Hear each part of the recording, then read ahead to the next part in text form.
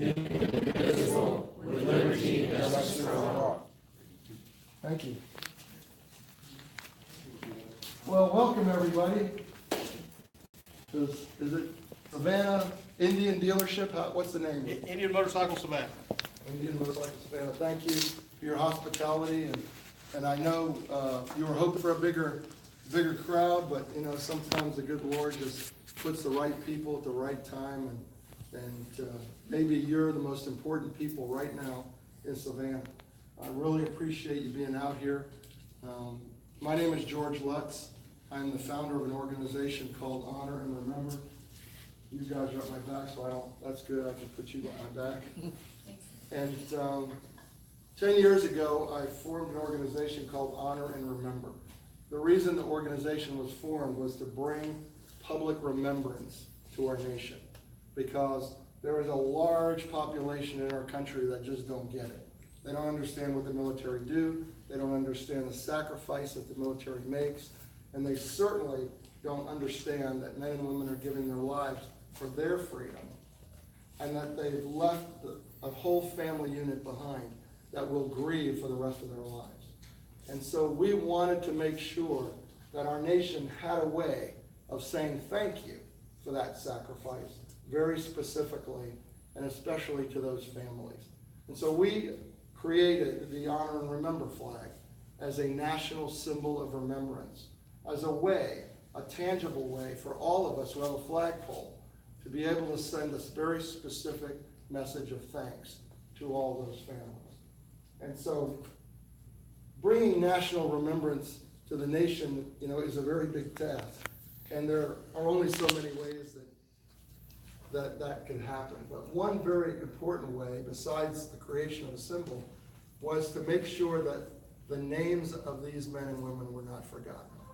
And the fact that they're not statistics, you hear a lot about statistics. One of the things I always say is, please silence yourself, Anna. Now that didn't give you a clue. It's always a crazy ringtone, isn't it, Kathy? No. The best way of remembering is to remember the names of those who have given all.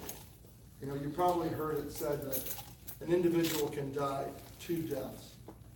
A physical death, and then a death when the last time someone calls your name or remembers your name out loud.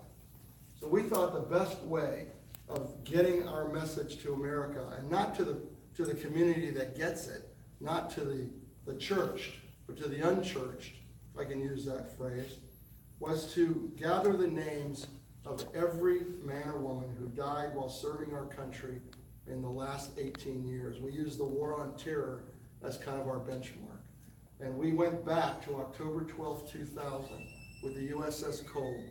And from that date, 18 years ago, forward, we began names of every single service member that we could, working with the Department of Defense, with other branches of the service, with other organizations, with our own organization, which was 10 years old. And we began to compile and cross-check and categorize and try to put together every single name that we could.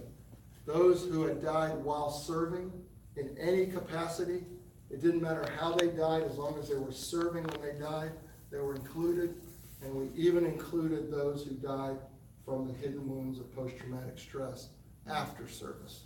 So we literally compiled the largest fallen veteran database of anyone in the world, probably even beyond the Department of Defense, because we had names that they don't even catalog. We came up with a number that reached 20,000. We took that number and we organized them by one commonality, and that was their date of death. Because we thought the best way of putting together a trail would be chronologically by date of death.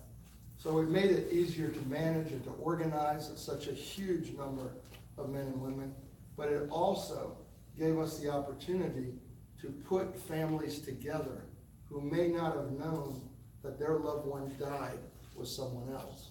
Because it might not have been a single event casualty, such as a helicopter going down or a ship being bombed, or whatever that might have been. And so what we have found by doing that is that families who have lost loved ones are always looking for common bonds. And those bonds may show up years later, but one common bond that I've found that many families don't look at is who else died on that day. So we were able to segment and put together those commonalities. And we came up with about 6,100 unique dates of death. Well, at that time it was about 5,000, because we started planning this 2.5 years ago. So 2.5 years ago, we had about 5,000 unique dates of death. And what we did with that was, we started in California, and we knew we had to go 5,000 miles at that point. But then we realized that men and women were still going to be dying. This was starting our plan in 2016, and 2 years later, we knew that there would be more casualties. So we had to add miles to the end of our journey to make sure that we accounted for every potential casualty that would have happened in our planning and in the months that we were running. So we added 1,000 miles to the end of our run. So that we're just blank, 1,000 miles. And right now, we are 30 miles from our destination. We have filled up every single mile up to those 30. And we still have 19 days to go. But families who are looking to see if their loved ones are on our route are still adding new names. Because what we did when we compiled this list is we built a searchable database. It's an incredibly powerful database where you could put in the name of your loved one or the date of their death, and it would tell you where in the country we're going to honor them, on what day, at what mile, and even pretty close to what time. And if you could not find your loved one there is a place that you could add them. And if you added them, and they were a unique date of death, then they would get their own mile. And you see, if we add someone in the middle, it shifts everybody to the right. So we are continually adding. Now, once we've passed, obviously we're a lot closer now to adding dates of death, then we are honoring these families in a different way, because we've already passed their mile. So I believe that when we reach Arlington Cemetery on August the 5th, we will be able to call out the very last name of the last person who gave their life up to that moment. This is why we call this the most comprehensive fallen veteran tribute ever conceived in this country. This moment right here, I wasn't kidding, this is a historic moment. We're not doing this again. This is the only time in our organization's history, while I'm still breathing, that we'll probably do it, because emotionally and physically, it has taken such an incredible amount of organization to get to this moment. And yet, we have been running for 102 days. We have covered 16 states, and we have run over 4,600 miles to get to this place right here. And this is what we do every mile.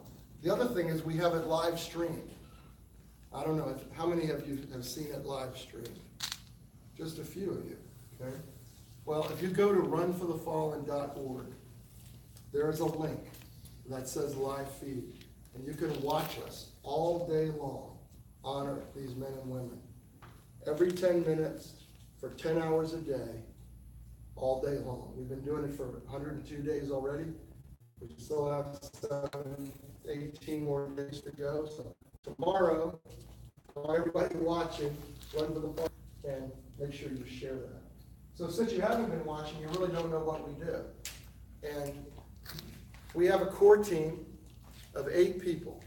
And those 8 people are responsible for a lot of on-the-ground support. They're not all running. So we've got 4 vehicles that are support vehicles that are there to make sure that this run happens. And we have one core runner who has run by herself over 1,100 miles. And she doesn't like to do that. Well, she loves to run. We run about 50 miles a day. And I don't know many humans that can run 50 miles a day for 100 days. And so we depend on local runners to come in and help us to get through those miles. Because we don't just want it to be our run. We want it to be your run as well. We want everybody involved in this community, because what are we doing? We're thanking for the sacrifice that these men and women have given us. So when we have a full contingent of runners, which we hope is a minimum of 4, we run with 4 full-size flags. We run with the United States flag. We run with the state flag of the state that we're running in. So we've been carrying that Georgia flag for a few days. We run with a flag that we established a few years ago that honors our fallen police and fire. It's called the Honor and Sacrifice flag. And we run with the Honor Remember flag that I had mentioned earlier, which represents every fallen service member in the history of our country who died while serving or as a result of serving. So even though we're calling out the names individually of the war on terror, we're still running for them all. We're still being grateful for every service member who gave us and helped and preserved the freedoms that we all enjoy. So with those 4 full-size flags, whether it's raining or 50-mile-an-hour winds, we're carrying those flags. We're also carrying a placard with the names of those that we're running for. And we're carrying a set of flags, a small set of flags, for each name that's on that placard. Remember I said that we're running for unique dates of death. Well, sometimes there's one name on that placard, and at one portion of our run there were 50. So every day, or every mile, is a marker that has a unique number of names. So our runners will come up to a predetermined place, and they'll come to attention. And then they'll ask if there's any Gold Star family members present for this marker, because often there are. We don't have our box, or do we? No? It's in the van, I can get it. Okay, that's okay. And if the family is there, or whether they're not there, we acknowledge that. And then we read the marker that we've carried with us. And it says, this hero marker is dedicated to those military service members who have given their lives on this particular day. And then we read that day. And then we proceed to read the names of every hero that's on that marker. And as those names are being read, a set of flags is being planted in the ground in honor of those names. And once those flags are all planted, we all come back to attention and either hand salute or hand over our heart, depending on whether there are veterans there or civilians. And then we pick up the placard for the next marker, the number of flags that we need to honor those heroes, and off we go. It is a ceremony that lasts about 30 seconds. And yet, every day, every marker is a ceremony. So if you think about what we've done, and I've said we've run over 4,600 miles, every single one of those are not miles. They are dates of death. And every single one of those dates of death are a ceremony, reverent and respectful and consistent, so that every single man or woman is taken care of the same way. And their families, whether they be watching on the live feed or whether they be present, know that we have honored their loved one consistently. Now, what I didn't have to show you is a flag that has the names of all of the families who have taken the time to come from whatever part of the United States they're from, to be at a marker for a moment and hear us honor their loved one. We had a family this morning who had traveled all the way from California, to Georgia, so they could stand on the side of the road, on a 2-lane road with no shoulders, on a grassy surface, and hear us call their son's name out loud for 30 seconds. That's how important it was for them that we remembered. how much more important should it be for us who live under the freedoms that each one of these men and women have given us? How much more important it is for us to be grateful and to show that gratitude. And we hoped that by calling out these thousands upon thousands of men and women, that somehow there would be a message out there that would permeate and go viral. And it has yet to happen. And so I say that's why this moment is so important, because you have determined and taken your time to be here at this place tonight with us. I hope that you will remember that in this moment, really for the rest of your lives, and that the sacrifice of these men and women deserve, they cry out to be remembered, because they truly are our nation's national treasure. Because without them, without their sacrifice, somebody else would have to give their son or daughter, or their spouse, or their uncle, or their aunt. So they're do it so that the rest of us don't have to. The most important thing we do every single day, at the end of every one of our long, long days, and believe me, it is exhausting, is we reread the names of those that we ran for that day. Because a number of important reasons. One, if you have watched us on the live feed, and when you do watch us on the live feed, you will see that it is really noisy out there. And so we are holding up traffic, and very often our police escorts are letting traffic go right when we're doing our ceremony. And those tractor trailers and those cars that are trying to get around really fast are making a heck of a lot of noise. And so very often, unfortunately, it's very difficult for us to hear the names that are being called out. And so when we're in a quiet place and we're with a group that understands, we're able to call those names out loud again and re-record them so that those families who may have been listening earlier can listen again and hear us remembering them. And so tonight we are going to reread those names. How many names do we have? 78. So today we ran for 78 service members, over 51 dates of death.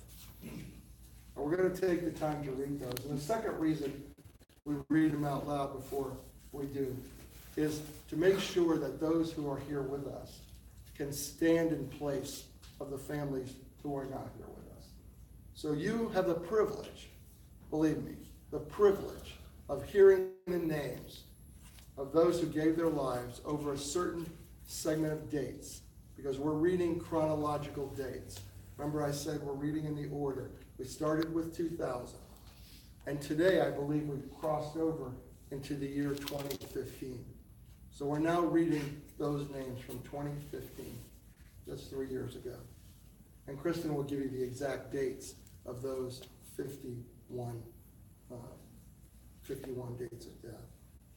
And so as we listen, would you please listen with a heart of standing in for a family who is not here. And these names may not sound familiar to you, but believe me, they sound familiar to those that they belong to. And so I ask that you please, as you listen, just reverently think about their family units and those that aren't here with us as we read those names. The dates that we ran for today were December 11th, 2014 through March 16th of 2015. Lance Corporal Jacob D. Crozier, United States Marine Corps. Sergeant First Class Raymond S. Morris, United States Army. Specialist Wyatt J. Martin, United States Army. Corporal Adam M. Wolfell, United States Marine Corps. Private First Class Keely Ree Walsh, United States Army. Senior Airman Dustin James Hadfield, United States Air Force. Staff Sergeant Christopher Curtis Keatley, United States Army. Specialist Ryan James Day, United States Army. Sergeant First Class Keith Robert Tucker, United States Army. Private William Robert Osterland, United States Army. Staff Sergeant Aaron James DeMars, United States Army. Specialist Nathaniel Lee Hansen, United States Army. Private First Class Milton Alexander Barrera, United States Army. Sergeant Major Samuel Sams Bedos, United States Army. Sergeant Charlie James Hampton IV, United States Army. Petty Officer First Class Nicholas J. Higginbotham, United States Navy. Private First Class Arsenio Ugalde II, United States Army. Specialist Daryl Ray Sethel, United States Army. Staff Sergeant Nicholas Ryan McGahee, United States Army. Major Terry William Stevenson, United States Army. Sergeant Ishan Darrell Anderson, United States Army. Private William Roger Belgan, United States Army. Sergeant Austin Wayne Leggett, United States Army. Specialist Ryan Joseph Sanderson, United States Army. Specialist Brian Carl Spenner, United States Army. Master Sergeant Sean Ward McClure, United States Army. Colonel Robert Joseph Cotel, United States Army. Captain Jonathan Niall Muniz, United States Army. Petty Officer First Class William Blake Marston, United States Navy. Staff Sergeant Dustin M. Thiel, United States Army. Lance Corporal Justin Wayne Hoffman, United States Marine Corps. Sergeant First Class Todd A. Patterson, United States Army. Specialist Kendrick Vernell Sneed, United States Army. Sergeant Patrick J. Lucas, United States Army. Sergeant Gregory Joseph Gorski, United States Army. Specialist Shane Scott Elick, United States Army. Sergeant Shanika LaShawn Freeman, United States Army. Chief Warrant Officer 3, Roosevelt Francois Elliott, United States Army.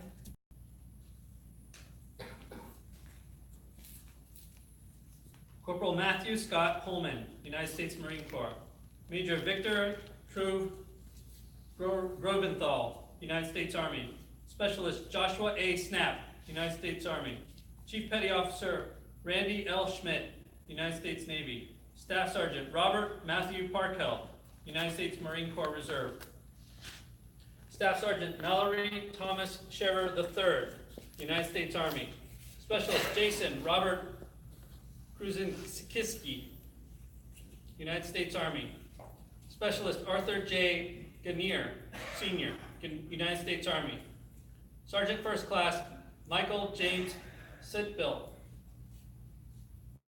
United States Army. Sergeant Major Mitchell Gene McKinney, United States Army.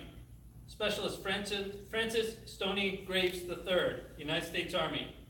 Captain Reggie Carpenter, United States Navy. Specialist Casey A. Chapman, United States Army. Staff Sergeant Justin Lee Holt, United States Army. Sergeant Terrence DeMar Harwell, United States Army. Colonel Martin Jeffrey Basham, United States Army. Chief Petty Officer Demond Antone Walker, United States Navy. Staff Sergeant Hollis Lavier Goodwin, United States Army. Private Second Class Douglas Tyler Anderson, United States Army. Senior Airman Ryan Christopher Barkley, United States Air Force. Sergeant Jason Ellen Luong, United States Army. Specialist Seth Byron Drew, United States Army. Staff Sergeant Anthony Joseph Homnick, United States Army. Specialist Attasse Giffa, United States Army. Private First Class Jeremy Nimi Ponce, United States Army. Private First Class Cesar Hernandez, United States Army.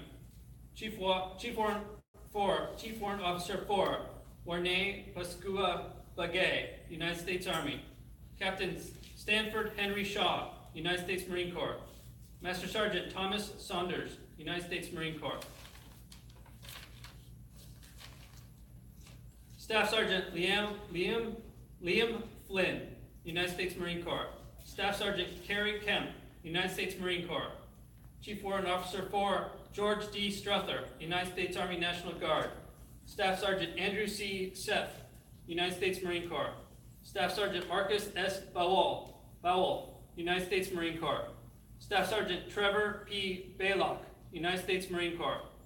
Sergeant Daniel R. Nurstrom, United States Army. Lieutenant Colonel Todd D. Thompson, United States Army. Private First Class Jesse J. Vogue Jr., United States Army.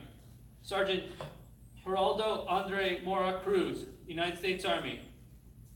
Sergeant John D. Puckett, United States Army.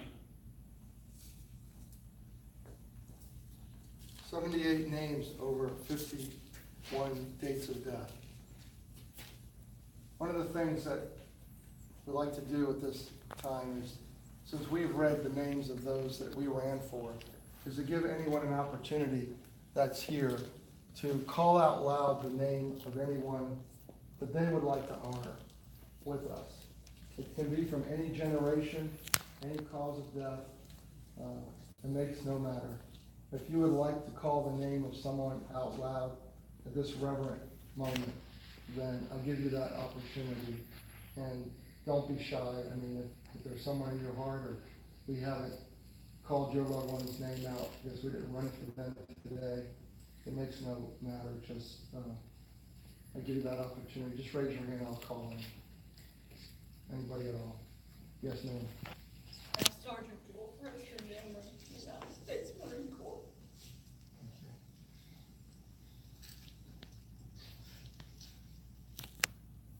Yes, ma'am. Sergeant First Class Smith, he was stationed in Fort Stewart, and he passed away in 2002 in Iraq. Anyone else? Battle buddy, someone that you may have served with, it's no difference. Master Sergeant Tracy Cisco. 2000, United States Air Force. Thank you. It's really hard, I know. You know, sometimes even those that we love, we hold their names inside and we don't say them out loud. It's a powerful, powerful moment to be able to say a name and speak it. George. Yes, ma'am. Gunnery Sergeant Justin Robert Martoni, 3706 in Iraq. Yes, ma'am. Specialist Ryan C. King, Army, 2009.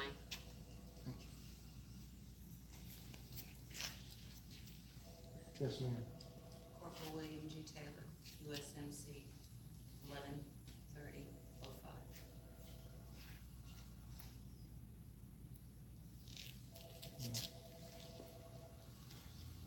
We could just bow our heads for a moment of silence and reflect on the names that we read today, and the ones spoken, the ones unspoken, and those yet to come.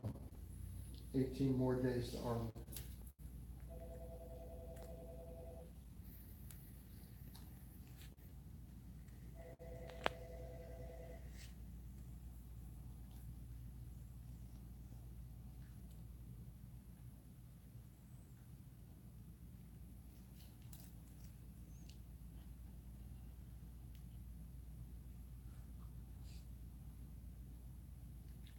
Amen. Amen. I mentioned earlier that we're running for the family. But what I didn't do was to recognize those families that might be here with us. And I know everybody's standing, so it's a little bit difficult. We're going to do it with hands, but we run to recognize those Gold Star families, sons and daughters and their spouses are not with us, but they are. And we want to make sure that they know that we will never forget. And so, if I would have the Gold Star families in the room, just raise your hand so that everyone may recognize them, please. Everyone, thank you.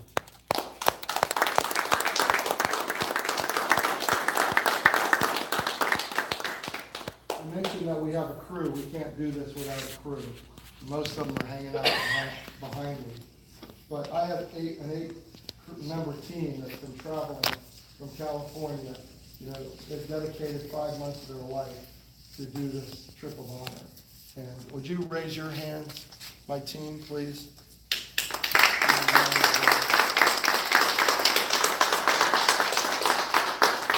And we could not have gotten through the state of Georgia without a lot of help every single day. And Kathy, please raise your hand. Alicia, Carrie, Candace, have all been the team. Anybody here on this? Cody? You said today. All right, raise your hands.